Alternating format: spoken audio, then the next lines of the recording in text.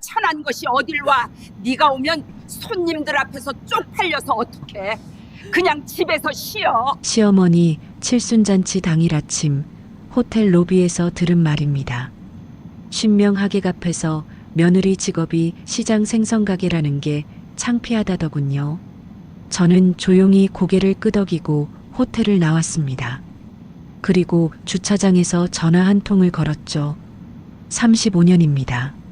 새벽 3시에 일어나 생선 떼다 팔아서 시동생 유학비 8천만 원, 시누이 결혼자금 1억 2천만 원, 이번 칠순잔치 호텔 뷔페 10명에 1,500만 원까지 전부 제가 냈습니다. 비린내 나는 손으로 번 돈으로요. 그런데 시어머니는 몰랐습니다. 오늘 호텔 예약이 전부 제 이름으로 되어 있다는 걸요. 제가 전화 한 통이면 50명분 뷔페가 통째로 사라진다는 걸요. 죄송합니다. 예약자 본인 요청으로 행사가 취소되었습니다. 10분 후 부재중 전화 100통이 미친 듯이 쏟아지기 시작했습니다.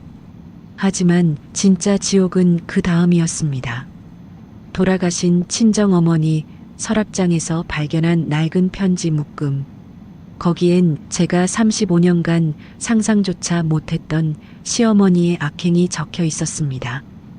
우리 엄마가 갑자기 병들어 돌아가신 진짜 이유가요.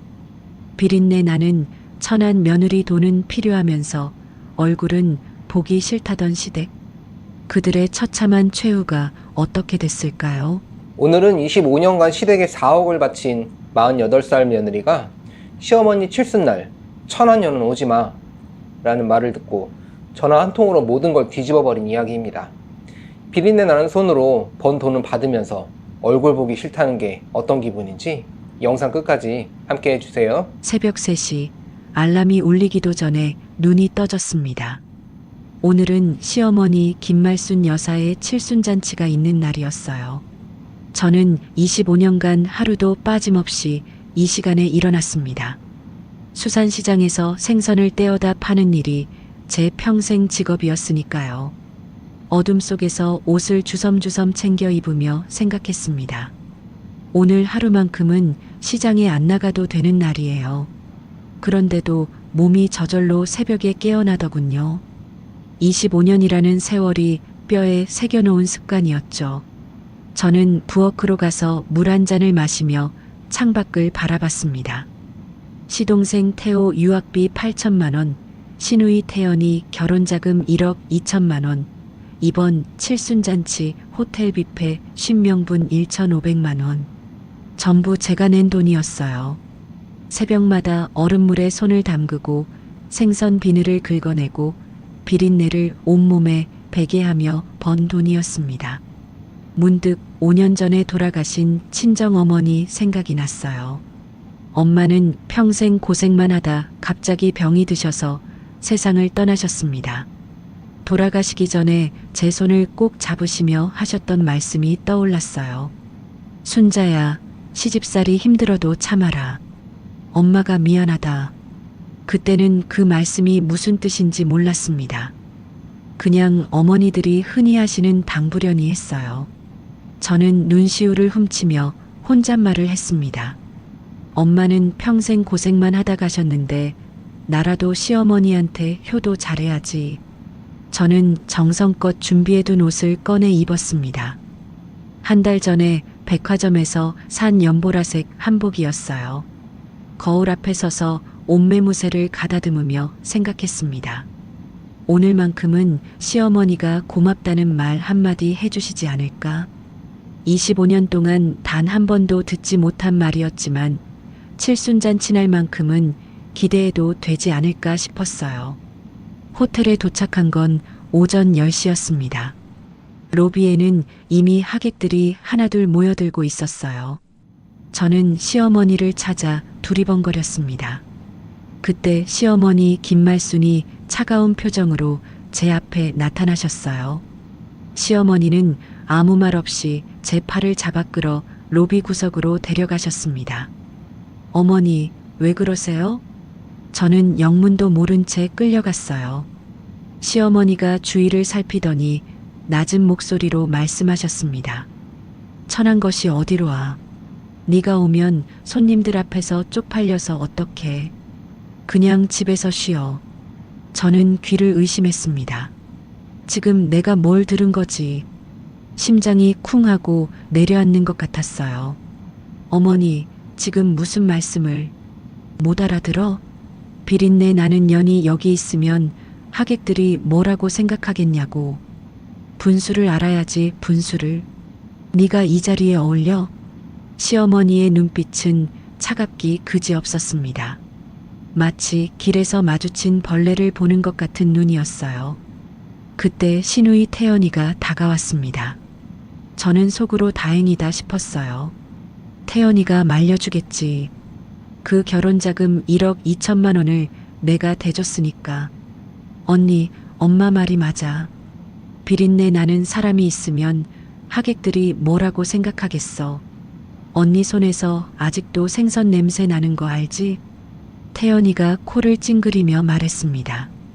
저는 무의식적으로 제 손을 내려다봤어요. 25년간 생선을 만져온 이 손. 아무리 씻어도 비린내가 빠지지 않는 이 손. 이 손으로 번 돈으로 내 결혼식을 올렸는데 시동생 태호도 옆에 서 있었습니다.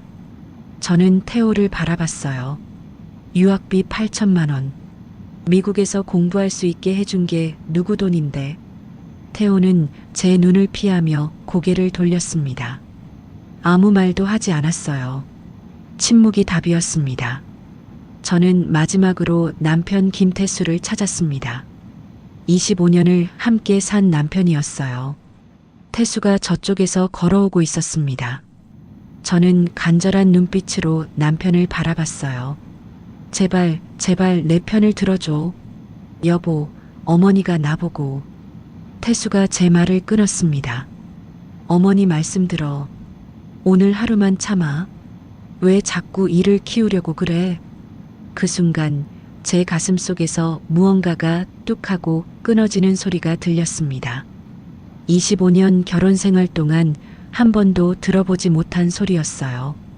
참을 인자를 가슴에 새기고 또 새기며 버텨온 25년. 그 모든 세월이 한순간에 무너져 내리는 소리였습니다. 저는 아무 말 없이 호텔 로비를 빠져나왔습니다. 다리가 후들거렸어요. 주차장까지 걸어가는 동안 머릿속으로 지난 25년이 주마등처럼 스쳐 지나갔습니다. 새벽마다 얼음물에 손을 담그던 기억, 생선 비늘이 눈에 들어가 충혈된 눈으로 장사하던 기억, 손이 트고 갈라져서 피가 나도 연고 하나 못 바르고 일하던 기억, 그렇게 번 돈이 어디로 갔는지 하나하나 떠올랐습니다. 저는 차에 올라타 떨리는 손으로 핸드폰을 꺼냈습니다. 호텔 예약 확인 문자를 열어봤어요. 예약자 박순자. 그랬습니다.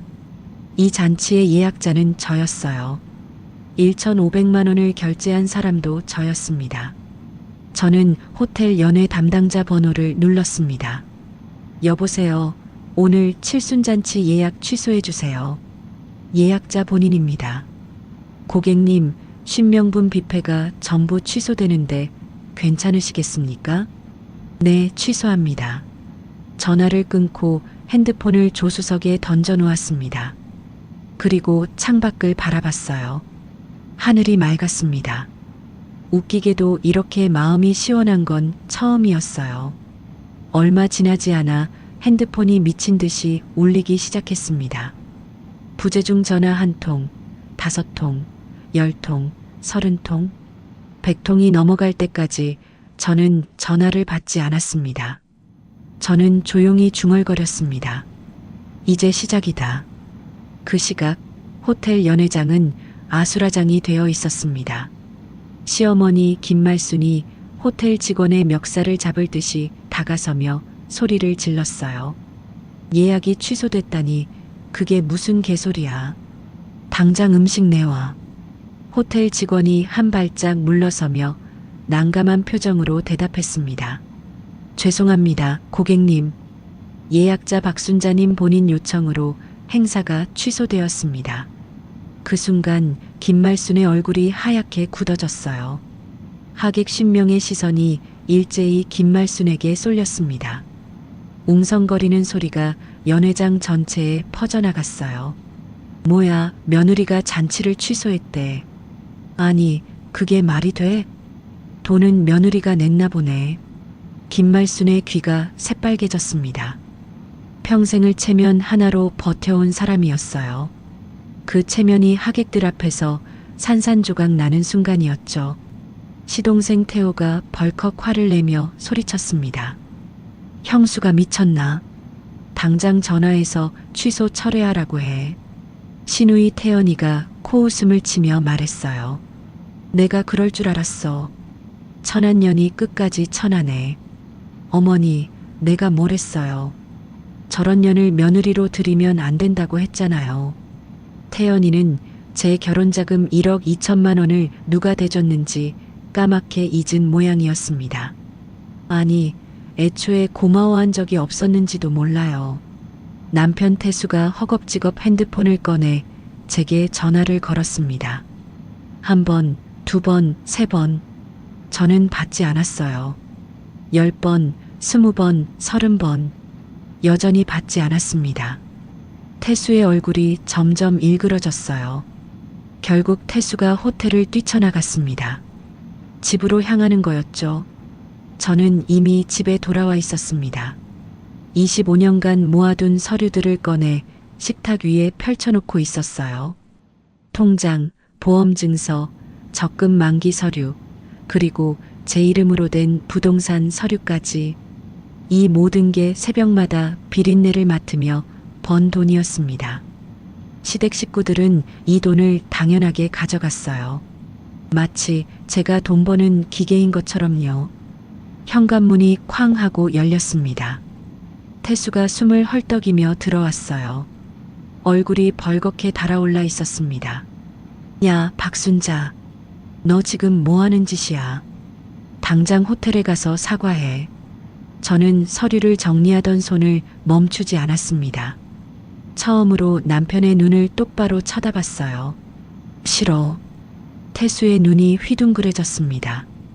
25년 동안 한 번도 들어보지 못한 대답이었으니까요. 뭐라고? 지금 네가 뭐라고 했어? 싫다고 했어. 못 들었어? 태수가 제 팔을 확 잡아챘습니다.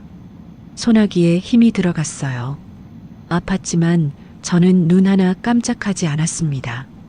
어머니 칠순잔치를 망쳐놓고 싫다고? 네가 지금 제정신이야? 저는 팔을 뿌리쳤습니다. 25년 동안 당신 가족 먹여 살린 게 나야. 시동생 유학비, 시누이 결혼자금, 이 집 대출금, 이번 잔치 비용까지 전부 다 내가 냈어. 근데 나는 천에서 얼굴도 비추면 안 된대. 태수가 말문이 막힌 듯 우물쭈물했습니다. 할 말이 없으면 사람은 화를 내게 되어 있어요. 그건 가족이니까 당연히. 당연하다고? 내 피와 땀이 당연해? 그때 현관문이 또다시 쾅 하고 열렸습니다. 시어머니 김말순이 택시를 타고 쫓아온 거였어요. 얼굴이 시뻘겋게 달아올라 있었습니다. 인연이 감히 나한테 이래. 네가 뭔데? 네가 뭔데? 김말순이 거실로 성큼성큼 들어오며 고함을 질렀습니다. 저는 자리에서 일어나 시어머니를 마주봤어요. 어머니, 그 잔치 비용 1,500만 원 누가 냈는지 아세요? 뭐? 예약자 이름이 왜 제 이름이었겠어요? 제가 다 냈으니까요. 김말순의 눈이 흔들렸습니다. 하지만 금세 콧방귀를 뀌며 말했어요. 그깟 돈 몇 푼으로 은혜 갚은 척이야? 네가 이 집에 시집온 순간부터 네 몸뚱이도 네가 버는 푼돈도 다 우리 집 거야. 저는 피가 거꾸로 솟는 것 같았습니다. 하지만 목소리는 오히려 차갑게 가라앉았어요. 그깟 돈 몇 푼이요? 태호 유학비 8천만 원, 태연이 결혼자금 1억 2천만 원, 이 집 담보대출 갚은 것까지 합치면 4억이 넘어요. 전부 제가 비린내 나는 손으로 번 돈이에요. 김말순의 입이 벌어졌습니다. 처음으로 할 말을 잃은 표정이었어요. 저는 한 발짝 다가서며 물었습니다. 어머니, 우리 친정엄마 돌아가시기 전에 어머니가 뭐라고 하셨는지 기억나세요? 그 순간 옆에 서 있던 태수의 얼굴이 굳어졌습니다. 눈동자가 흔들리며 불안한 기색이 스쳤어요. 저는 그 반응을 놓치지 않았습니다. 김말순이 눈을 피하며 대답했어요. 뭔 소리야? 네 엄마가 아파서 죽은 거지 내가 뭘 어쨌다고.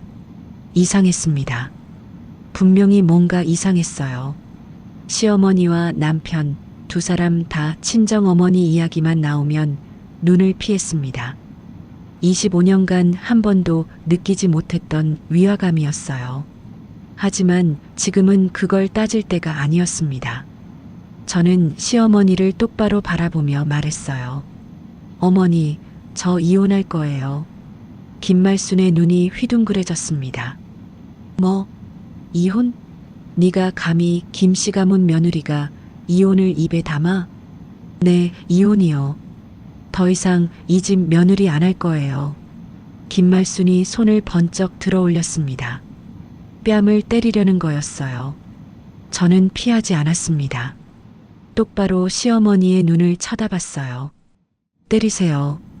때리시면 저도 가만 안 있을 거예요. 김말순의 손이 허공에서 멈췄습니다. 저는 물러서지 않았어요. 25년간 맞기만 했던 저였습니다. 맞으면 맞을수록 더 쪼그라들었어요. 하지만 오늘은 달랐습니다. 김말순이 천천히 손을 내렸습니다. 이를 악물며 말했어요. 두고 봐. 네가 이 집에서 빈손으로 쫓겨나게 해줄 테니까. 저는 이미 싸둔 짐가방을 들었습니다.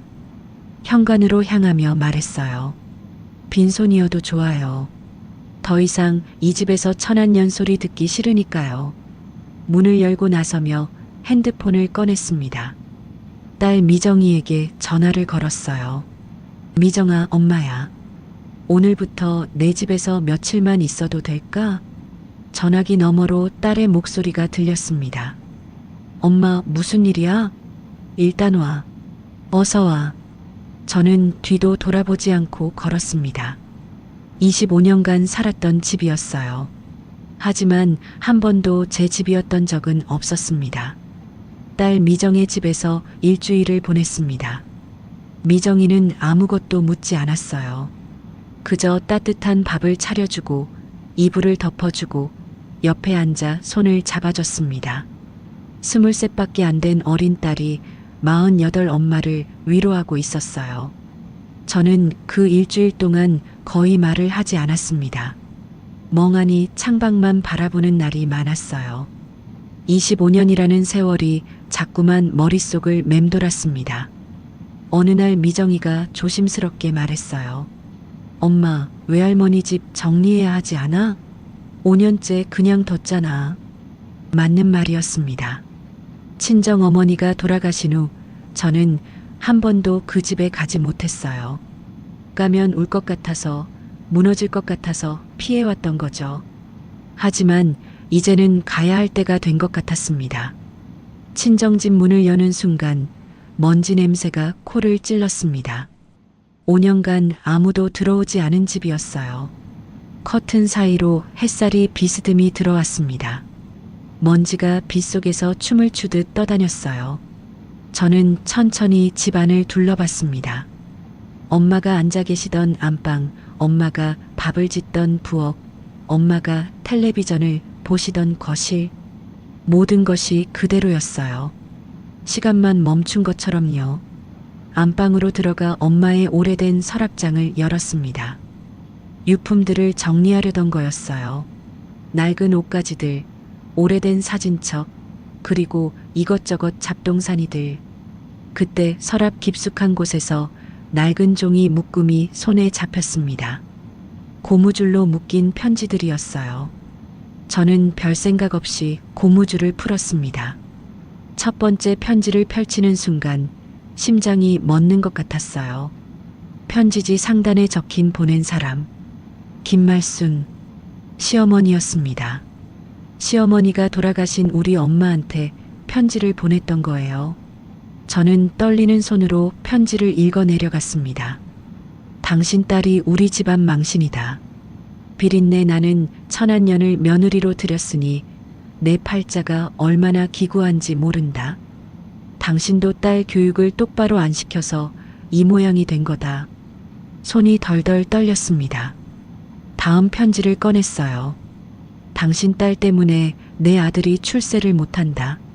손자도 못 낳는 주제에 무슨 낯으로 이 집에 있는지 모르겠다.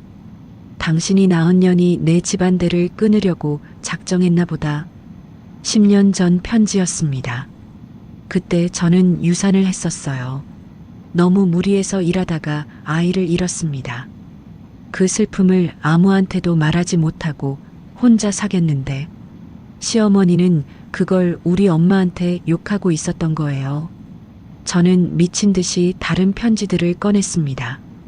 10통, 20통, 30통. 편지 묶음이 끝이 없었어요. 25년간 시어머니가 친정어머니에게 보낸 편지들이었습니다. 하나같이 저를 욕하고 친정을 무시하고 엄마를 조롱하는 내용이었어요. 가장 마지막 편지를 펼쳤습니다. 날짜를 보니 친정어머니가 돌아가시기 3개월 전이었어요. 당신이 낳은 천안년 때문에 내 인생이 망했다. 당신도 같은 천안피니까 그년을 데려가든지 해라.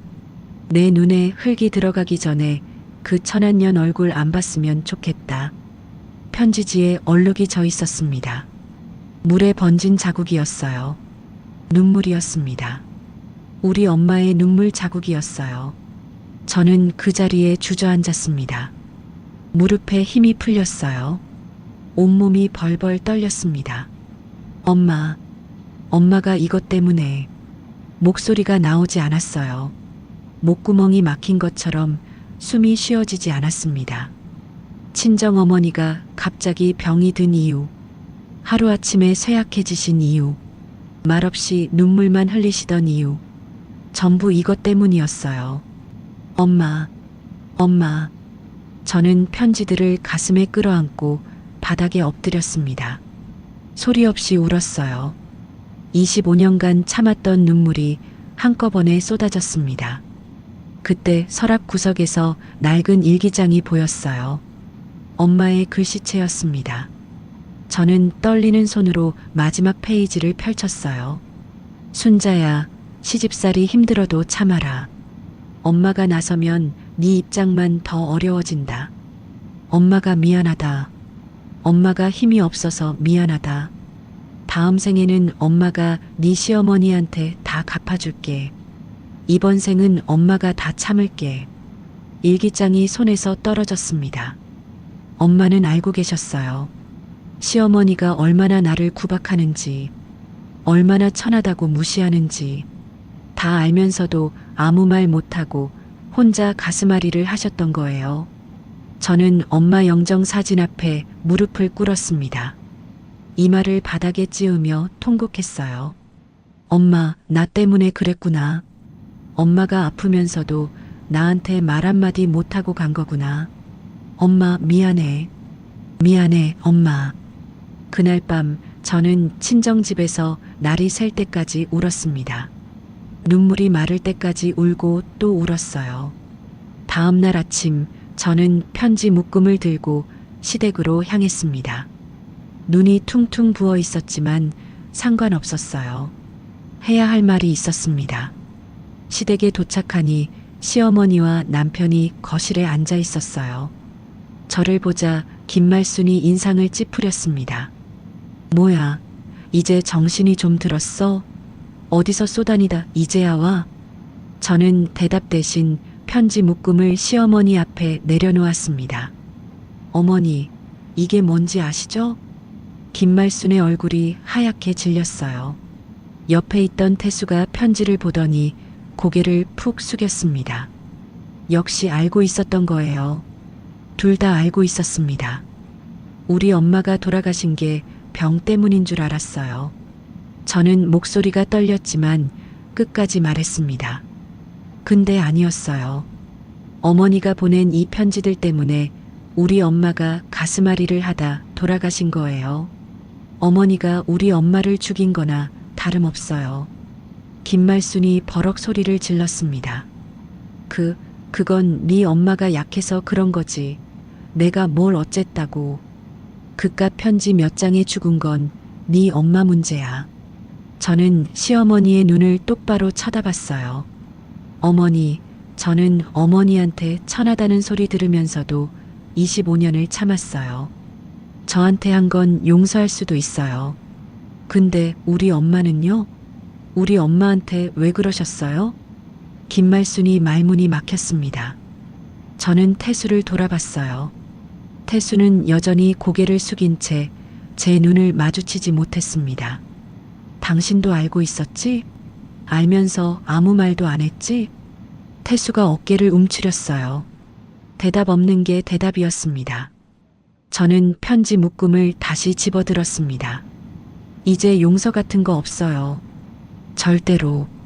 당신들이 내 엄마한테 한 짓 평생 갚아받을 거예요. 저는 돌아섰습니다. 뒤에서 김말순이 소리쳤어요. 야, 이년아. 어딜 가? 저는 멈추지 않았습니다. 대답 대신 문을 닫았어요. 쾅! 그 소리가 25년간의 침묵을 깨는 소리였습니다. 시댁을 나온 다음 날, 저는 친정어머니 산소를 찾아갔습니다. 5월의 햇살이 따사로웠어요. 산소 주변에는 잡초가 무성하게 자라 있었습니다. 5년 동안 제대로 돌보지 못한 죄스러움에 가슴이 먹먹했어요. 저는 무릎을 꿇고 잡초를 뽑기 시작했습니다. 한 움큼, 두 움큼. 손이 흙투성이가 됐지만 멈추지 않았어요. 엄마, 나야. 순자. 목소리가 떨렸습니다. 엄마, 나 이제 안 참을 거야. 25년 동안 참고 또 참았는데 이제는 못 참겠어. 엄마 목까지 당당하게 살 거야. 지켜봐, 엄마. 바람이 살랑 불어왔어요. 마치 엄마가 대답하는 것 같았습니다. 그때 옆 산소에서 누군가 제 이름을 불렀어요. 순자 아니가? 고개를 돌리니 낯익은 얼굴이 보였습니다. 단정하게 흰 머리를 빗어 넘긴 할머니 한 분이 서 계셨어요. 정복순 이모. 정복순 이모는 친정 어머니의 어린 시절 친구였습니다. 어렸을 때 자주 우리 집에 오셔서 이모라고 불렀어요. 결혼하고 나서는 뵐 일이 없었는데 이렇게 만나다니. 정복순 이모가 산소 쪽으로 걸어오셨습니다. 네 엄마 장례식 때 내가 왔었는데 니는 못 봤지. 사람이 너무 많아서. 이모, 죄송해요. 제가 정신이 없어서. 아이고, 죄송하긴. 네 엄마가 죽기 전에 나한테 네 걱정을 얼마나 했는지 모른다.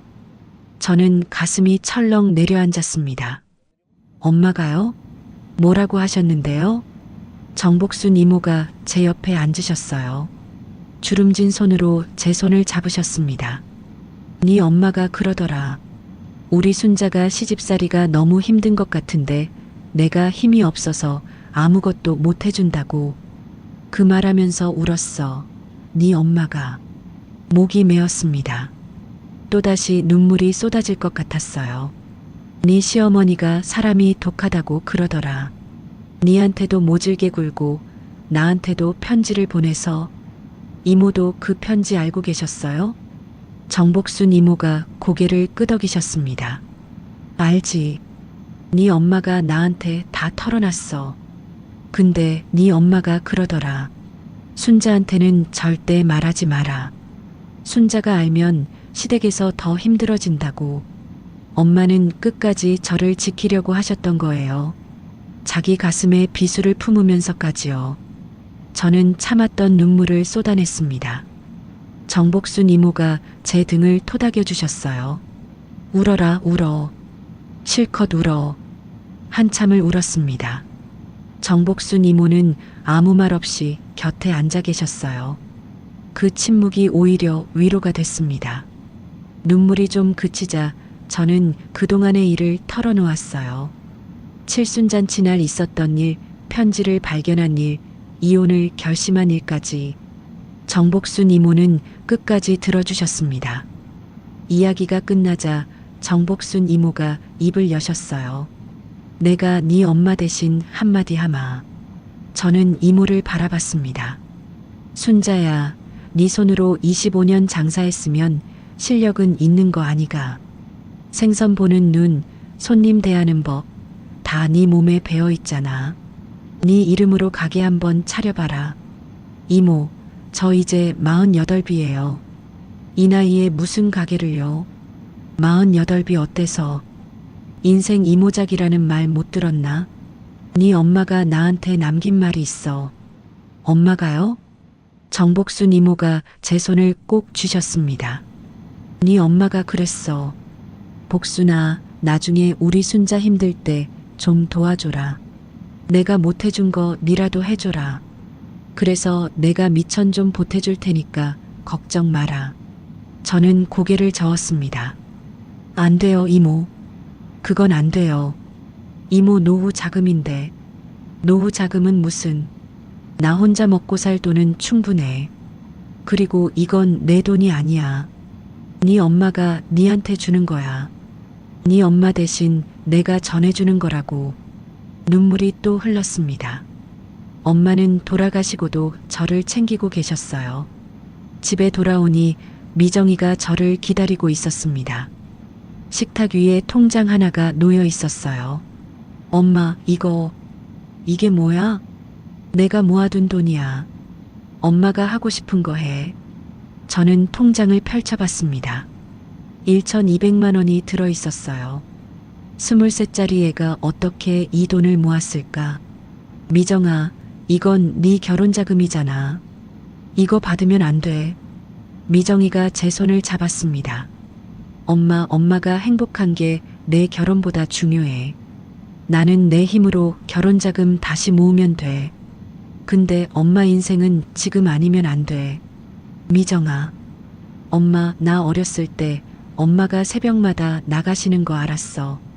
잠결에 현관문 닫히는 소리 들으면서 다시 잠들었거든. 그때마다 생각했어. 우리 엄마 참 대단하다고. 그 엄마가 이제 행복해지는 거 보고 싶어. 저는 딸을 꼭 안았습니다. 이 아이만큼은 제가 제대로 키웠구나. 그 생각에 가슴이 뭉클했어요. 정복순 이모와 미정이의 도움으로 가게를 알아보기 시작했습니다. 일주일쯤 지났을 때 부동산에서 연락이 왔어요. 바닷가 마을에 작은 가게가 나왔다고 했습니다. 주소를 보는 순간 심장이 쿵 했어요. 그곳은 친정 어머니가 살아계실 때 자주 가시던 곳이었습니다. 어렸을 때 엄마 손잡고 횟집에서 물회 먹던 기억이 떠올랐어요. 엄마, 여기서 장사하면 잘 될 것 같아. 마치 엄마가 이끌어 주신 것 같았습니다. 저는 바로 계약을 했어요. 월세 80만 원짜리 작은 가게였습니다. 허름했지만 제 손으로 고치면 될 일이었어요. 가게 인테리어를 시작한 날 뜻밖의 손님이 찾아왔습니다. 순자야. 25년간 시장에서 옆자리를 지켜온 이영숙이었어요. 영숙이가 대형 비닐봉지를 양손에 들고 서 있었습니다. 영숙아, 네가 여길 어떻게 왔어? 미정이한테 주소 받았지. 야, 박순자. 네가 가게 차린다면서? 작은 횟집 하나 해보려고. 영숙이가 봉지를 바닥에 내려놓으며 말했어요. 나도 손 좀 보태줄게. 네가 없으니까 시장이 심심해서 못 살겠더라. 여기 페인트랑 롤러 사왔어. 영수가 이거 돈 들었을 텐데. 돈은 무슨. 네가 25년간 내 가게 봐준 게 얼마인데. 그거 생각하면 이건 약과야. 영숙이가 팔을 걷어붙였습니다. 자, 뭐부터 할까? 벽부터 칠하자. 저는 코끝이 찡해졌어요. 혼자가 아니었습니다. 저를 챙겨주는 사람들이 있었어요. 그 무렵 시댁에서는 이상한 일이 벌어지고 있었습니다. 김태수가 편지 이야기만 나오면 안절부절 못했어요. 밥을 먹다가도 숟가락을 놓고 텔레비전을 보다가도 멍하니 있었습니다. 김말순이 아들을 추궁했어요. 야, 네가 왜 그래? 며칠째 밥도 제대로 못 먹고. 니도 그 편지에 대해 뭔가 알고 있는 거 아니야? 태수가 움찔했습니다. 아, 아니요. 아무것도 몰라요. 눈을 피하네. 네 그 버릇 어렸을 때부터 못 고쳤어. 뭘 숨기는 거야? 아무것도 아니라니까요. 태수가 버럭 소리를 지르고 방으로 들어가 버렸어요. 김말순이 미간을 찌푸렸습니다. 저게 뭔 짓이야? 에이, 그년이 집안을 다 망쳐놨어. 하지만 김말순은 알지 못했어요. 태수가 숨기고 있는 비밀이 곧 모든 것을 뒤집어 놓을 거라는 사실을요. 횟집 개업 전날 밤이었습니다. 저는 텅 빈 가게에 홀로 앉아 있었어요. 새로 칠한 벽에서 페인트 냄새가 났습니다. 내일이면 이곳에 손님들이 들어올 거예요. 불안했습니다. 48배 처음 시작하는 내 가게. 잘할 수 있을까? 저는 혼잣말을 했어요. 엄마, 나 잘할 수 있을까? 무서워, 엄마. 그 순간 바람이 불며 가게 문이 스르륵 열렸습니다. 아무도 없었어요. 그냥 바람이었습니다. 하지만 이상하게도 무섭지 않았어요. 오히려 따뜻한 기운이 감도는 것 같았습니다. 마치 누군가 제 어깨를 감싸주는 것처럼요. 저는 눈물을 훔치며 웃었습니다. 엄마가 온 거야? 나 지켜보고 있는 거야? 대답 대신 또 한 번 바람이 불어왔어요. 문풍지가 살랑 흔들렸습니다. 저는 자리에서 일어나 가게 안을 둘러봤습니다. 벽에 걸린 액자 하나가 눈에 들어왔어요. 금잔의 횟집. 친정어머니 이름을 딴 가게 이름이었습니다. 엄마, 내일부터 나 열심히 할게. 엄마 이름 건 가게니까 절대 망하면 안 되겠지? 걱정 마, 엄마. 잘할 수 있어. 나 잘할 수 있어. 저는 두 주먹을 불끈 쥐었습니다. 내일부터 새로운 인생이 시작되는 거예요. 더 이상 누구의 며느리도 누구의 아내도 아닌 그냥 나 박순자로서 사는 삶이요. 횟집을 연 지 6개월이 지났습니다. 금잔의 횟집은 입소문을 타고 손님이 점점 늘어났어요. 처음에는 하루에 서너 팀 오던 손님이 10팀, 20팀으로 늘었습니다. 주말에는 대기줄이 생길 정도였어요. 저는 새벽 4시에 일어나 수산시장에서 싱싱한 생선을 떼어왔습니다. 25년간 해온 일이라 눈 감고도 할 수 있었어요. 좋은 생선을 고르는 눈, 손질하는 손맛, 손님을 대하는 법. 전부 제 몸에 배어 있었습니다. 어느 날 낯선 전화가 걸려왔어요. 안녕하세요. 지역 방송국입니다. 혹시 금잔의 횟집 사장님 되시나요? 네, 맞는데요. 저희가 인생 2막을 시작한 40대 여사장 특집을 준비 중인데요. 사장님 이야기를 듣고 꼭 취재하고 싶었습니다. 심장이 두근거렸어요. 방송이라니. 생선 장사하던 제가 방송에 나간다니. 제가요? 저 같은 사람을요? 네, 사장님.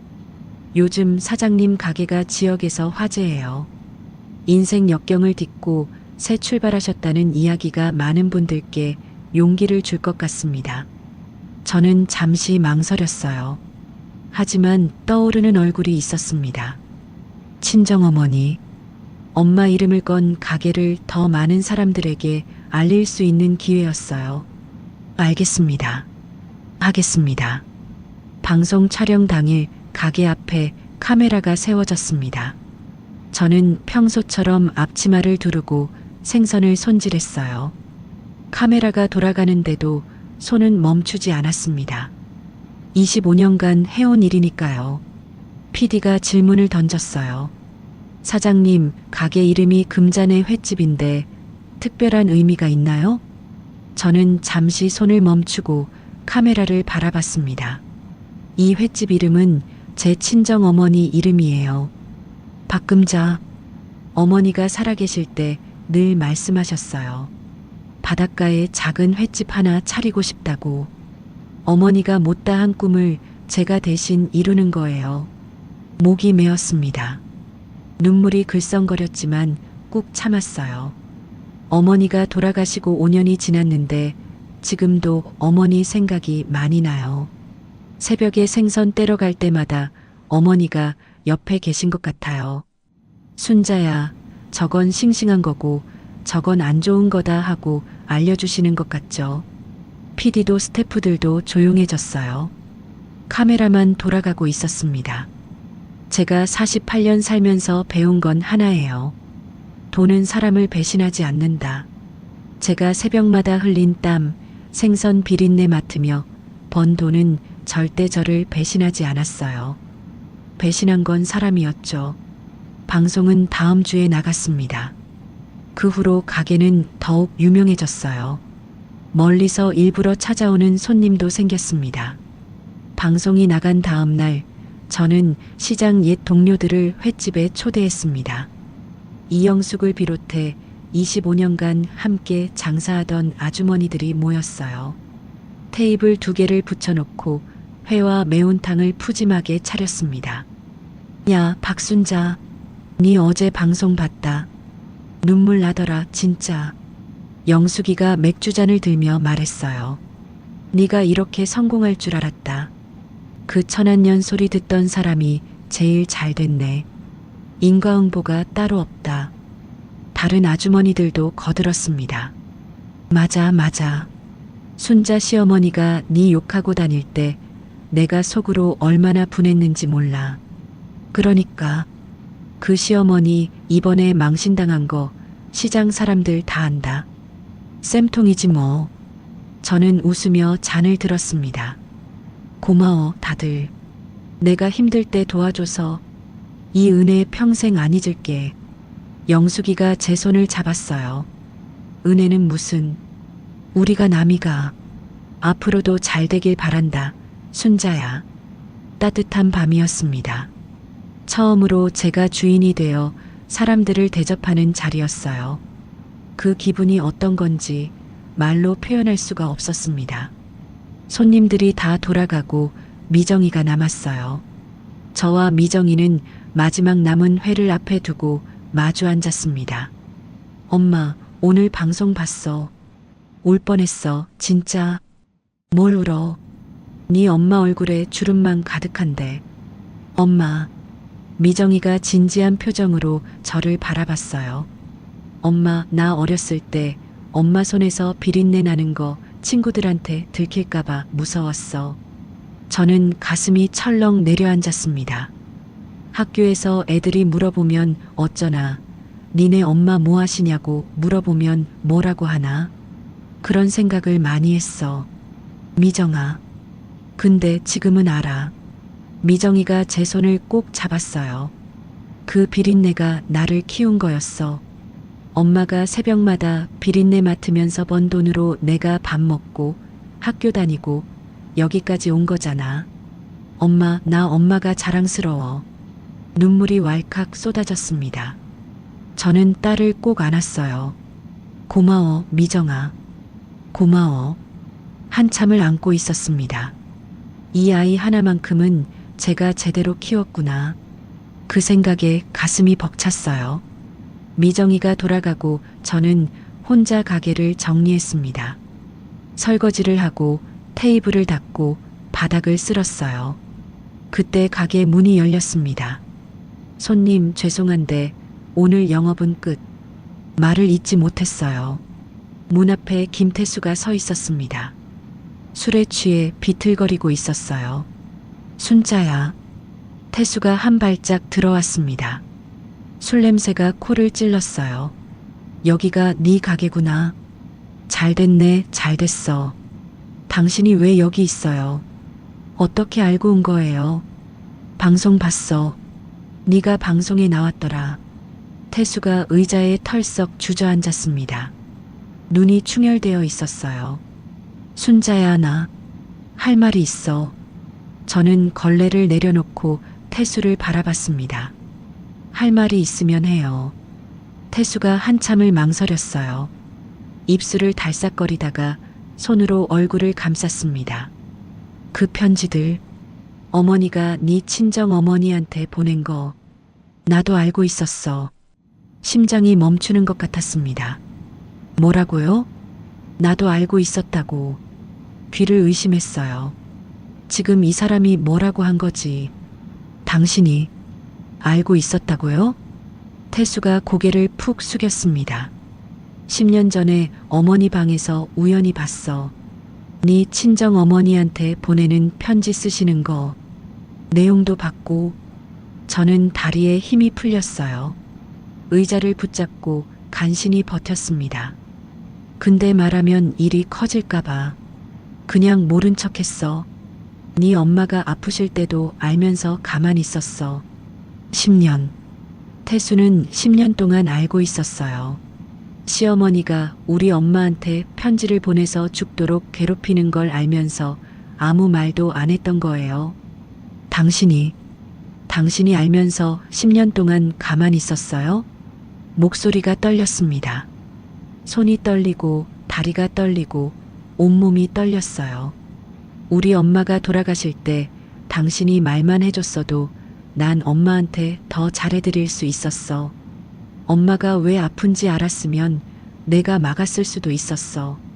근데 당신은 알면서 숨겼어? 태수가 바닥에 무릎을 꿇었습니다. 미안해, 순자야. 정말 미안해. 미안하다고요? 저는 피가 거꾸로 솟는 것 같았어요. 당신이 사람이야? 진짜 사람 맞냐고? 네 어머니가 내 엄마 죽도록 괴롭히는 거 알면서 입 다물고 있었어? 그게 남편이야? 그게 사람이야? 태수가 고개를 들지 못했습니다. 내가 25년 동안 당신한테 뭐였어요? 밥하는 기계, 돈 버는 기계, 나한테 정이라는 게 조금이라도 있었으면 어떻게 그럴 수 있어요? 목이 찢어질 것 같았어요. 하지만 멈출 수 없었습니다. 당신 때문에 내가 얼마나 힘들었는지 알아요? 시어머니한테 천한년 소리 들을 때 당신이 한 번이라도 막아줬어요? 안 그랬잖아. 매번 참아 그 말만 했잖아. 태수가 고개를 조아렸습니다. 다시 시작하자, 순자야. 내가 잘못했어. 이제라도 잘할게. 저는 그 모습을 물끄러미 내려다봤어요. 한때 사랑했던 사람. 25년을 함께한 사람. 하지만 지금 저 모습은 너무나 낯설었습니다. 당신을 원망하지도 않아요. 저는 차갑게 말했습니다. 원망도 감정이 남아있어야 하는 거니까. 당신은 이제 내 인생에서 아무런 의미도 없는 사람이에요. 태수의 어깨가 축 처졌습니다. 이혼 서류는 변호사한테 맡겼어요. 다음 주에 법원에서 봐요. 저는 돌아서서 가게 문을 활짝 열었습니다. 나가요. 영업 끝났어요. 태수가 비틀거리며 일어났어요. 문 앞에서 멈칫하더니 뒤를 돌아봤습니다. 하지만 저는 눈도 마주치지 않았어요. 태수가 어둠 속으로 사라졌습니다.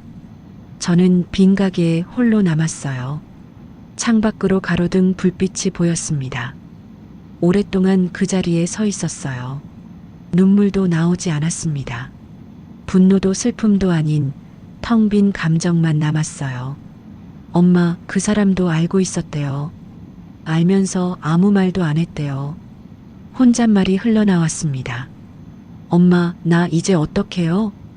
대답은 없었어요. 가게 안에는 침묵만 가득했습니다. 이혼 조정 기일을 일주일 앞둔 어느 날이었습니다. 저는 횟집에서 점심 장사를 준비하고 있었어요. 평소처럼 회를 썰고 매운탕 육수를 끓이고 반찬을 세팅했습니다. 그때 배달 오토바이 소리가 멈추더니 누군가 가게 문을 열었어요. 우체부였습니다. 금잔의 횟집 박순자 사장님 맞으시죠? 등기 우편이요. 저는 손을 앞치마에 닦으며 우편을 받았습니다. 발신인을 보는 순간 눈이 휘둥그레졌어요. 법률사무소? 봉투를 뜯었습니다. 안에 두꺼운 서류가 들어 있었어요. 첫 장 상단에 굵은 글씨가 적혀 있었습니다. 손해배상 청구 소장. 심장이 철렁 내려앉았어요. 원고란에는 김말순, 김태호, 김태연, 시어머니와 시동생, 시누이 이름이 나란히 적혀 있었습니다. 저는 떨리는 손으로 내용을 읽어내려갔어요. 피고 박순자는 원고 김말순의 칠순잔치 당일 호텔 예약을 고의로 취소하여 원고에게 심각한 정신적 충격을 가하였다. 이로 인해 원고는 수치심과 모욕감에 시달렸으며 현재까지 정신과 치료를 받고 있다. 이에 치료비 및 위자료 5천만 원을 청구한다. 소장이 손에서 떨어졌습니다. 5천만 원.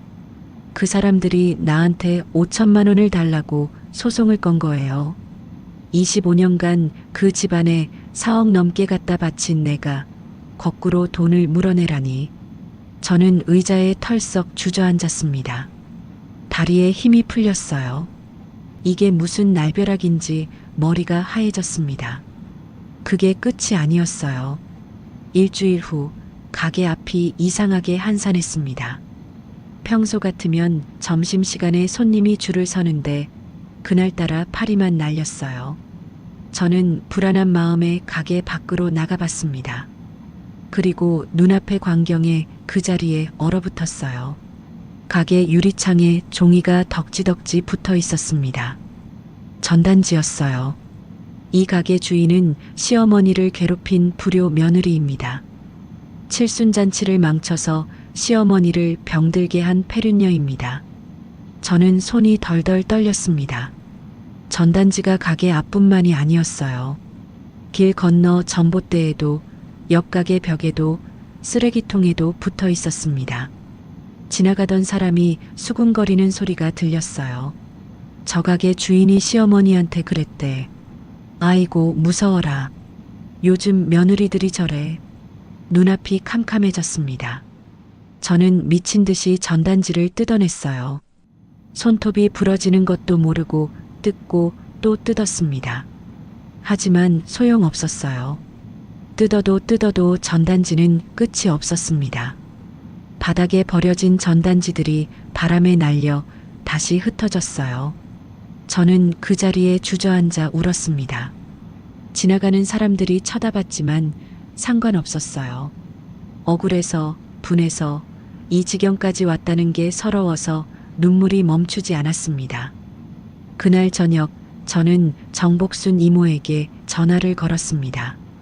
이모, 나 어떡해요? 손님이 반으로 줄었어요. 소송에다 전단지까지. 이모, 나 이러다 가게 망하는 거 아니에요? 전화기 너머로 정복순 이모의 한숨 소리가 들렸어요. 그 독한 것들이 끝까지 못 살게 구네. 순자야, 듣거라. 네, 이모. 포기하지 마라.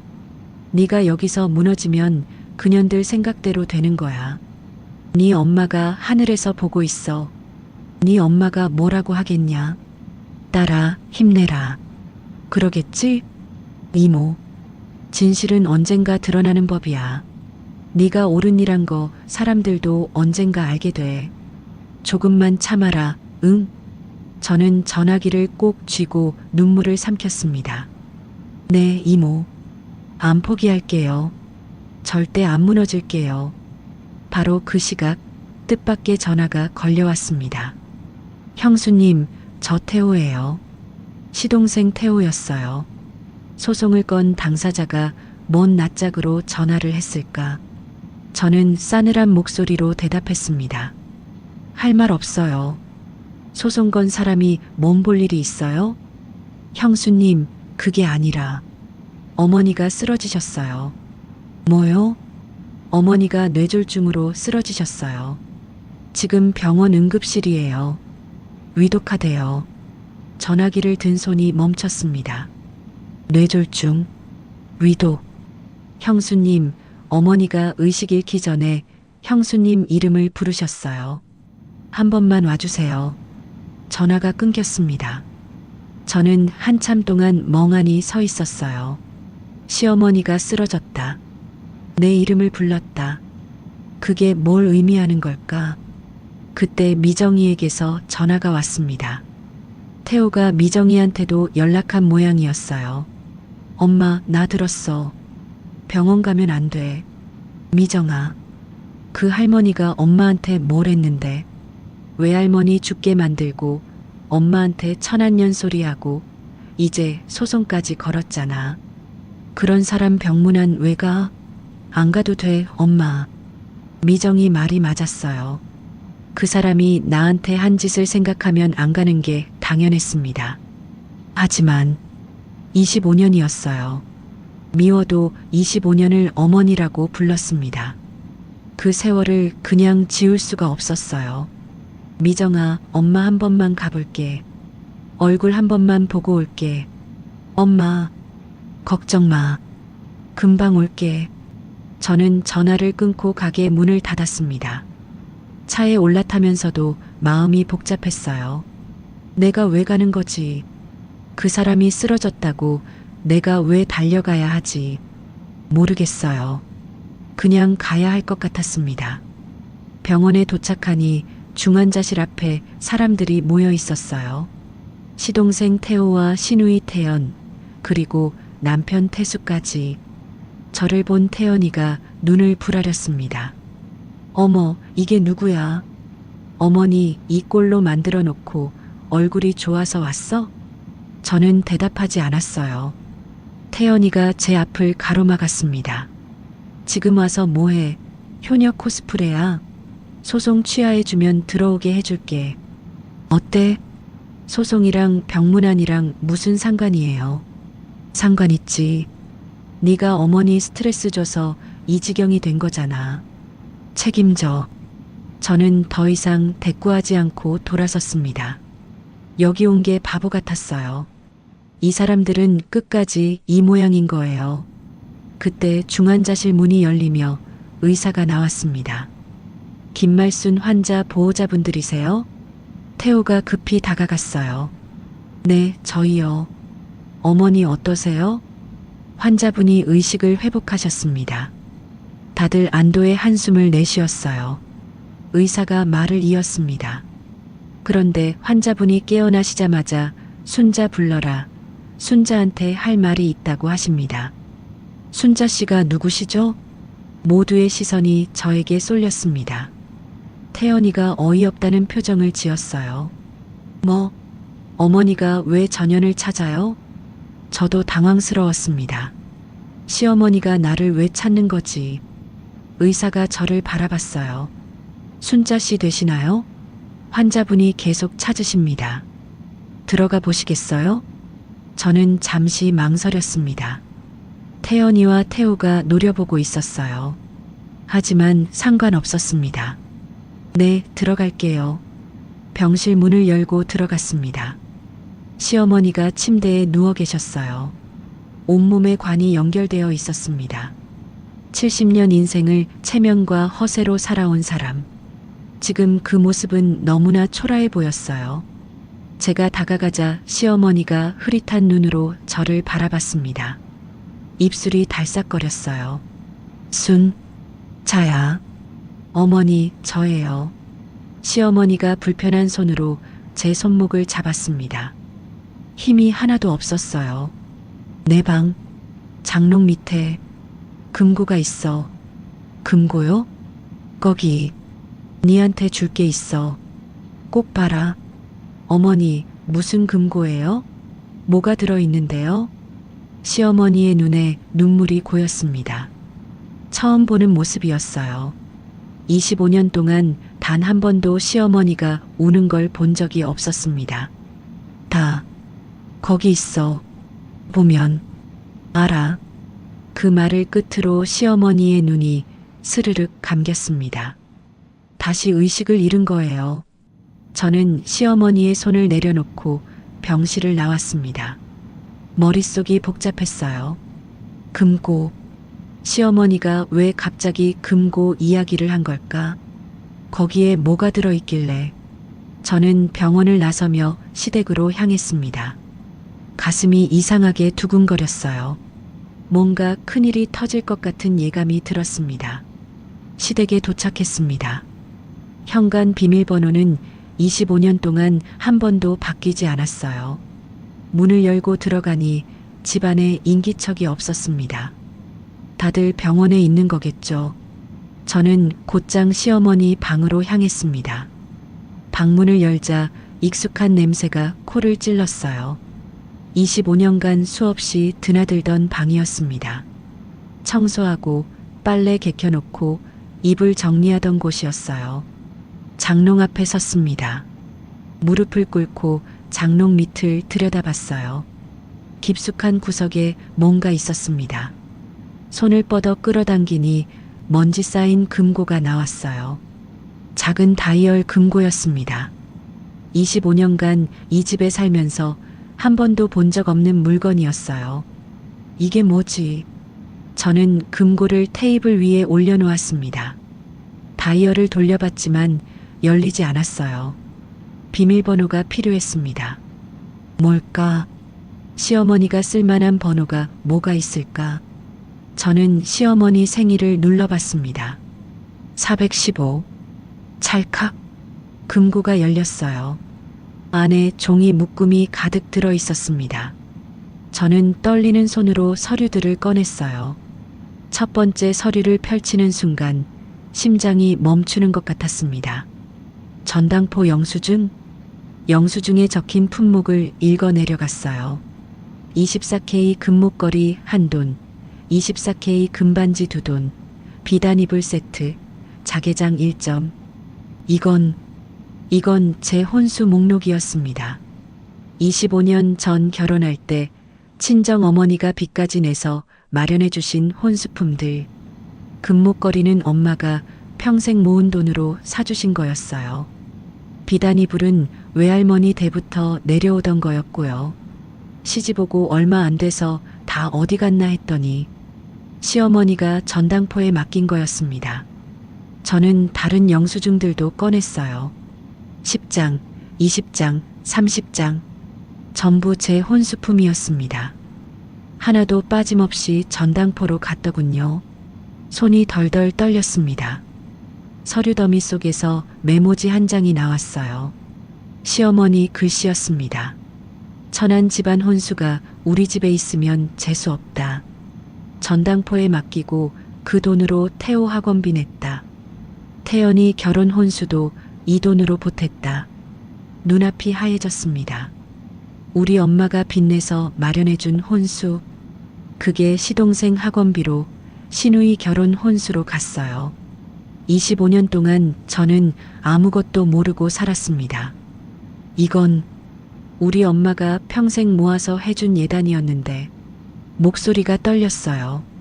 금목걸이, 금반지, 비단 이불. 이걸 전당포예요? 그때 뒤에서 발소리가 들렸습니다. 돌아보니 태수가 서 있었어요. 병원에서 따라온 모양이었습니다. 그건 뭐야? 나도 처음 보는 건데. 태수가 다가와 영수증들을 들여다봤어요. 얼굴이 하얗게 질렸습니다. 어머니가 이런 짓을. 저는 허탈하게 웃었습니다. 25년 동안 나는 혼수 다 어디 갔나 했어요. 시어머니한테 물어봐도 그런 거 본 적 없다고 하시길래 이사하면서 잃어버린 줄 알았지. 근데 아니었네요. 태수가 바닥에 주저앉았어요. 순자야, 미안해. 진짜 미안해. 미안하다고요? 저는 메모지를 태수 앞에 던졌습니다. 우리 엄마가 빚내서 마련한 혼수가 당신 동생 학원비로 당신 누이 결혼 혼수로 갔네요. 당신 어머니가 직접 쓴 메모예요. 읽어봐요. 태수가 메모지를 집어들었습니다. 읽어 내려가던 얼굴이 일그러졌어요. 이건 너무. 저 시집 올 때 우리 엄마가 뭐라고 하셨는지 알아요? 순자야, 엄마가 해줄 게 이것밖에 없다. 이것만큼은 평생 간직해라. 그러셨어요. 근데 그게 시어머니 손에 들어가자마자 전당포로 갔네요. 저는 서류와 영수증을 전부 챙겼습니다. 이거 변호사한테 전달할 거예요. 이혼 재판이랑 시댁이 건 소송에 증거로 제출할 거예요. 태수가 벌떡 일어났어요. 잠깐만. 그건 좀. 왜요? 무서워요? 저는 태수를 똑바로 바라봤습니다. 25년 동안 당신 가족이 나한테 한 짓, 이제 세상이 알게 될 거예요. 각오하세요. 며칠 후 시동생 태호와 시누이 태연이 횟집으로 찾아왔습니다. 가게 문을 박차고 들어오더니 제 앞에 털썩 무릎을 꿇었어요. 난생 처음 보는 광경이었습니다. 형수님, 제발이요. 소송 취하할게요. 제발 그 서류들 세상에 알리지 말아주세요. 태호가 사정을 했어요. 저는 팔짱을 끼고 내려다봤습니다. 소송 취하요? 나한테 5천만 원 내놓으라고 했던 사람들이? 태연이가 울먹였습니다. 형수, 아니 언니. 내가 잘못했어. 전단지 뿌린 것도 내가 한 거야. 미안해. 정말 미안해. 미안하다고요? 저는 코웃음을 쳤어요. 25년 동안 나한테 천한년 비린내 난다. 쪽팔리다. 그러더니 이제 와서 무릎이요? 그게 무릎 꿇을 일이에요? 태연이가 고개를 조아렸습니다. 언니, 내가 잘못했어. 언니 돈으로 내가 시집간 거였어. 언니 혼수로 내가 결혼 혼수 장만한 거였어. 나 그거 진짜 몰랐어. 몰랐다고요? 저는 가슴에 치미는 분노를 삼켰습니다. 알았으면 달라졌을 것 같아요? 당신들은 처음부터 날 사람으로 안 봤잖아요. 밥하는 기계, 돈 버는 기계, 재산날 부려먹을 일꾼. 그게 나였잖아요. 태호가 바닥에 이마를 찧었어요. 형수님, 한 번만 봐주세요. 이거 세상에 알려지면 저희 다 끝나요. 제발이요. 저는 한참 동안 그들을 내려다봤습니다. 25년간 나를 멸시하던 사람들, 천한년 비린내 난다고 코를 막던 사람들, 지금 그들이 내 앞에 무릎을 꿇고 있었어요. 일어나요. 저는 차갑게 말했습니다. 무릎 꿇는다고 용서받을 거라고 생각해요? 나한테 한 짓은 그렇다 쳐요. 근데 우리 엄마한테 한 짓은요?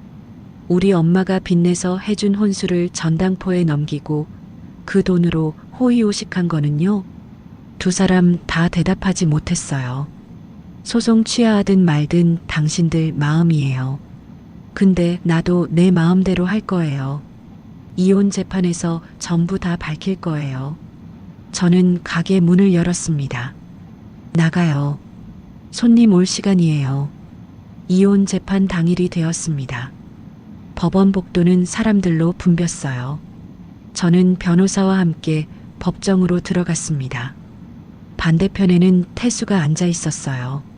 눈이 마주쳤지만 저는 바로 고개를 돌렸습니다. 재판이 시작되었어요.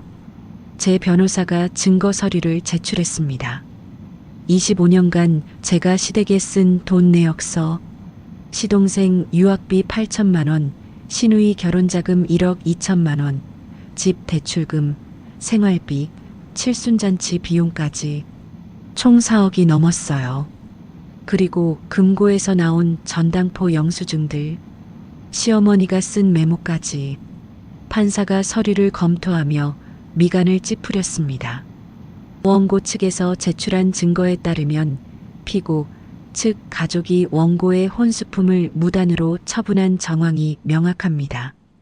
태수 측 변호사가 반박하려 했지만 소용없었어요. 증거가 너무 명확했거든요.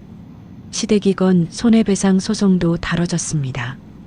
판사가 말했어요. 피고 김말순 측이 원고 박순자에게 청구한 손해배상 소송은 기각합니다. 오히려 25년간 원고가 피고 측 가족을 위해 지출한 비용에 대해 재산분할 시 이를 반영하여 원고에게 유리하게 판결합니다.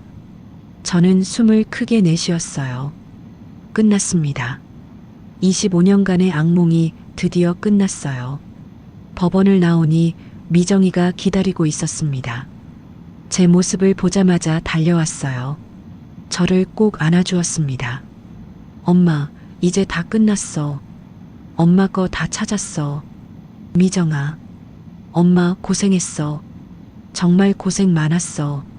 저는 딸의 어깨에 얼굴을 묻었습니다. 눈물이 흘렀어요. 서러워서가 아니라 후련해서요. 25년이었습니다. 참고 또 참은 세월. 이제 끝났어요. 다음 날 저는 친정어머니 산소를 찾아갔습니다. 꽃을 사들고 산길을 올랐어요. 5월의 바람이 상쾌했습니다. 산소 앞에 무릎을 꿇고 앉았어요. 꽃을 올려놓고 두 손을 모았습니다. 엄마, 나야.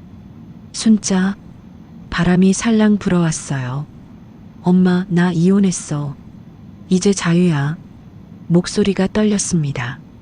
엄마가 해준 혼수 있잖아.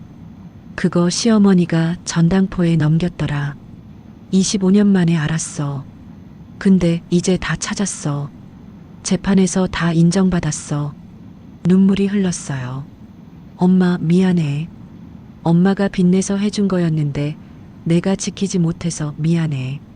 근데 이제 엄마 원통함 풀었어. 엄마 목까지 잘 살게. 바람이 세차게 불었습니다. 마치 엄마가 대답하는 것 같았어요. 엄마, 지켜봐. 내가 얼마나 잘 사나. 비린내 나는 손으로 얼마나 떵떵거리고 사나. 꼭 보여줄게. 저는 한참 동안 산소 앞에 앉아 있었습니다. 새소리가 들렸어요. 햇살이 따뜻했습니다. 이제 진짜 새로운 시작이었어요. 이혼 후 1년이 지났습니다. 금잔의 횟집은 이제 전국적으로 소문난 맛집이 되었어요. 시댁과의 소송 이야기가 알려지면서 오히려 손님이 더 늘었습니다. 불효 며느리가 아니라 효녀였대. 25년간 시댁 다 먹여 살리고 쫓겨난 사람이래. 그 시어머니가 며느리 혼수까지 전당포에 넣었대. 세상에 그런 인간이 어딨어. 입소문이 입소문을 낳았어요. 일부러 멀리서 찾아오는 손님도 생겼습니다.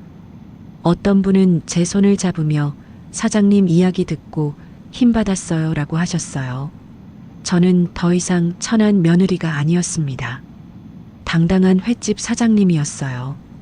비린내 나는 손으로 제 인생을 다시 일으켜 세운 사람이었습니다. 어느 봄날 오후였습니다. 점심 장사가 끝나고 가게를 정리하는데 문이 열렸어요. 고개를 드는 순간 저는 그 자리에 얼어붙었습니다. 휠체어를 탄 시어머니 김말순이었어요. 간병인의 도움을 받아 가게 안으로 들어오고 있었습니다. 1년 만이었어요. 뇌졸중 후유증으로 몸의 반이 마비됐다는 소식은 들었습니다. 하지만 직접 보니 충격이었어요. 70년 인생을 체면과 허세로 살아온 사람. 손님들 앞에서 며느리 뺨 때리던 사람. 그 사람이 휠체어에 쪼그라들어 앉아 있었습니다. 저는 잠시 망설였어요. 그러다 천천히 시어머니 앞에 다가가 의자에 앉았습니다. 어머니, 어쩐 일이세요? 김말순이 떨리는 손으로 품에서 봉투 하나를 꺼냈어요. 간병인이 도와서 제 앞에 내밀었습니다. 이건 네 엄마 혼수. 내가 찾아왔다. 전당포에서. 저는 봉투를 열어봤습니다. 안에 금목걸이가 들어있었어요. 25년 전 친정어머니가 평생 모은 돈으로 사주신 그 목걸이. 엄마가 제 목에 직접 걸어주시며 순자야, 이건 평생 간직해라 하셨던 그 목걸이. 전당포에 넘어갔던 줄 알았는데 내가 잘못했다. 김말순의 눈에 눈물이 고였습니다. 70년 인생에서 처음 보는 눈물이었어요. 네 엄마한테도, 네한테도 내가 잘못했다. 목이 메었습니다. 하지만 저는 담담하게 대답했어요. 어머니, 저는 어머니를 미워하지 않아요. 김말순이 고개를 들었습니다. 근데 다시 가족이 될 수는 없어요. 용서는 해도 잊을 수는 없어요. 어머니가 우리 엄마한테 한 짓, 저한테 한 짓, 그건 평생 잊지 못해요. 김말순이 천천히 고개를 끄덕였어요. 그래, 네 말이 맞다. 저는 자리에서 일어났습니다. 어머니, 잠깐만 기다리세요. 주방으로 들어가 매운탕을 끓였어요. 친정 어머니가 가르쳐 주신 레시피대로 고춧가루 넣고 마늘 넣고 된장 풀고 25년간 잊지 않고 간직해온 엄마의 손맛이었습니다. 뚝배기에 담아 시어머니 앞에 내밀었어요. 이거 드시고 가세요. 우리 엄마 레시피예요. 엄마가 살아계셨으면 어머니한테도 끓여드렸을 거예요. 김말순이 떨리는 손으로 숟가락을 들었습니다. 한 숟갈 떠서 입에 넣었어요. 눈물이 주르륵 흘렀습니다. 맛있다. 정말 맛있다. 저도 모르게 눈시울이 붉어졌어요. 미워하고 살기엔 제 남은 인생이 아까웠습니다. 그 사람 용서한 게 아니라 저를 위해 놓아준 거예요. 김말순이 매운탕을 다 먹고 가게를 나섰습니다. 문 앞에서 간병인의 부축을 받으며 뒤를 돌아봤어요. 순자야, 잘 살아라. 저는 대답 대신 가볍게 고개를 숙였습니다. 그게 마지막 인사였어요. 시어머니가 떠나고 얼마 후 정복순 이모가 들어오셨어요. 순자야, 아까 그 휠체어 탄 할매가 누구요? 예전에 저 천한년이라고 하던 사람이요. 정복순 이모가 눈을 동그랗게 떴습니다. 뭐라고? 그래서 네가 매운탕 줬어? 네, 우리 엄마 레시피로요. 정복순 이모가 한참 저를 바라보다가 빙그레 웃으셨어요. 네가 다 컸네. 네 엄마가 하늘에서 기뻐하겠다. 내 딸 잘 컸다고 자랑하고 다니겠다. 이모가 제 등을 토닥여 주셨습니다. 따뜻했어요. 엄마 손처럼요. 저녁 무렵 미정이가 가게에 찾아왔습니다. 그런데 혼자가 아니었어요. 젊은 남자분과 함께였습니다. 엄마, 미정이가 활짝 웃으며 다가왔어요. 엄마, 나 결혼해요. 좋은 사람 만났어. 뭐? 결혼? 미정이가 옆에 서 있는 남자를 끌어당겼습니다. 인사드려요. 저희 엄마예요. 남자가 공손히 허리를 숙였어요. 안녕하세요, 어머니. 김준혁이라고 합니다. 미정 씨와 결혼을 약속했습니다. 예의 바른 청년이었어요. 눈빛이 맑고 선했습니다. 저는 예비사위의 손을 잡았어요. 우리 딸 행복하게 해주세요. 네, 어머니. 약속드립니다. 대신 저는 눈에 힘을 주며 말했습니다. 우리 딸한테 천하다는 소리 하면 나한테 죽어요. 알았죠? 준혁이 당황한 표정을 지었어요. 미정이가 깔깔 웃었습니다. 엄마, 준혁이 그런 사람 아니야. 걱정 마. 그래도 미리 말해둬야지. 우리 미정이 금지옥엽이야. 함부로 하면 안 돼. 네, 어머니. 명심하겠습니다. 준혁이 다시 한번 허리를 숙였어요. 저는 웃으며 두 사람을 바라봤습니다. 미정이가 환하게 웃고 있었어요. 그 모습이 어린 시절 제 모습 같았습니다. 시집갈 때 꿈에 부풀어 있던 23세 저요. 제 딸은 저처럼 살지 않을 거예요. 제가 지켜줄 테니까요. 손님이 모두 빠진 저녁이었습니다. 저는 가게 문을 닫으려고 걸레로 테이블을 닦고 있었어요. 그때 문이 열렸습니다. 손님, 죄송한데 오늘 영업은... 말을 잇지 못했어요. 문 앞에 할머니 한 분이 서 계셨습니다. 멈칫했어요. 심장이 쿵 뛰었습니다. 그 얼굴이, 그 인상이 돌아가신 친정 어머니와 너무 닮아 있었어요. 사장님, 여기 매운탕이 그렇게 맛있다면서요? 딱 한 그릇만 주세요. 목소리까지 비슷했습니다. 저도 모르게 눈물이 핑 돌았어요. 네, 잠깐만요. 저는 주방으로 들어가 매운탕을 끓였습니다. 고춧가루 넣고 마늘 넣고 된장 풀고 엄마가 가르쳐 주신 대로요. 매운탕을 저으면서 혼잣말이 흘러나왔어요. 엄마, 나 이제 괜찮아. 눈물이 뺨을 타고 흘렀습니다. 엄마 덕분에 여기까지 왔어. 엄마가 해준 매운탕, 이제 내가 세상 사람들한테 끓여주고 있어. 엄마 이름 건 가게에서 창밖을 바라봤어요. 어둠 속에서 별이 하나 반짝이고 있었습니다. 엄마 고마워. 사랑해. 저는 눈물을 훔치고 매운탕을 들고 나갔습니다. 할머니 손님 앞에 뚝배기를 내려놓았어요. 맛있게 드세요. 할머니가 한 숟갈 떠서 드시더니 환하게 웃으셨습니다. 아이고, 맛있다. 우리 엄마가 끓여주던 맛이야. 저도 웃었어요. 감사합니다. 가게 창밖으로 별빛이 쏟아졌습니다. 봄바람이 살랑 불어왔어요. 저는 이제 괜찮습니다. 비린내 나는 손으로 제 인생을 다시 세웠어요. 더 이상 누구의 며느리도 누구의 아내도 아닌 그냥 나 박순자로서 당당하게 살고 있습니다. 엄마가 하늘에서 지켜보고 계시겠죠. 엄마, 나 잘 살고 있어요. 엄마 덕분이에요. 오늘의 이야기 어떻게 들으셨나요? 순자의 사연을 정리하면서 저도 마음이 참 무거웠습니다. 25년간 천안년 소리를 들으면서도 끝까지 포기하지 않고 당당하게 자기 인생을 되찾아낸 모습 보시면서 속이 좀 시원해지셨죠? 우리가 살아온 세월 동안 참는 게 이기는 거다. 시집살이는 다 그런 거다. 그렇게 배웠습니다. 그래서 참았습니다. 그게 옳은 거라고, 그게 도리라고 믿었으니까요. 하지만 오늘 사연을 보면서 다시 한번 생각하게 됩니다. 나를 귀하게 여기지 않으면 세상도 나를 귀하게 대하지 않는다는 것을요. 세상에는 두 부류의 사람이 있습니다. 받은 만큼 갚을 줄 아는 사람과 받으면 받을수록 더 당연하게 여기는 사람. 오늘 사연 속 시어머니 김말수는 분명 후자였습니다. 며느리 혼수까지 전당포에 넘기고 친정어머니한테 악독한 편지를 보내 병들게 만들었지요. 하지만 세상 이치는 공평합니다. 뿌린 대로 거두는 법이지요. 그들의 결말은 결국 휠체어에 앉아 용서를 구하는 처지가 되었습니다.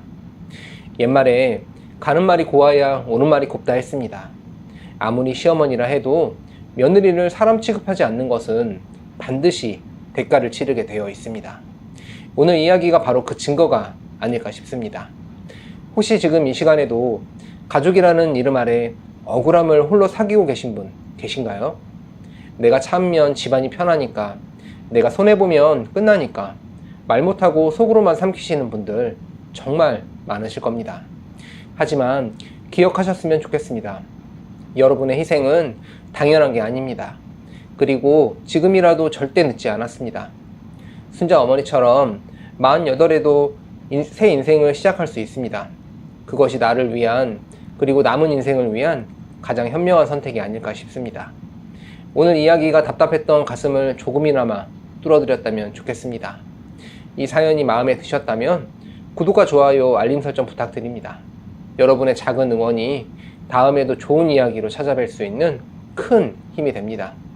비슷한 경험이 있으시거나 하고 싶은 말씀 있으시면 댓글로 편하게 남겨주세요. 여러분의 이야기도 정말 듣고 싶습니다. 항상 건강하시고 좋은 일만 가득하시길 바랍니다. 다음 사연에서 또 뵙겠습니다. 감사합니다.